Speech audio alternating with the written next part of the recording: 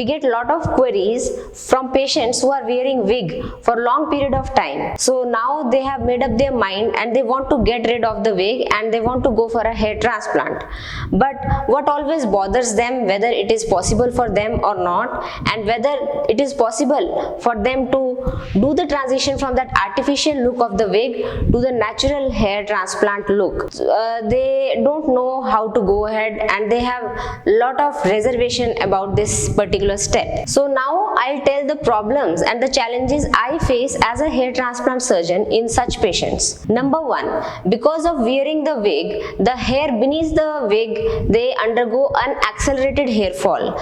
The area of baldness expands very fast, and whatever pre-existing healthy hair are there beneath the wig, they tend to vanish fast. Their hair loss is accelerated at much faster pace. They tend to lose their temporal humps and their crown also tends to extend in size because of wearing the wig for such a long period of time. Secondly, the skin becomes very thin. It becomes hypopigmented or whitish sometimes, and it also becomes pinkish and more prone to injuries. The third point is that because the wig is usually stuck onto the existing hair through hooks, so the hooks lead to extra patches of baldness in the temporal area or the occipital area. So because of that constant traction of the hook, the additional baldness appears on the sides and the back.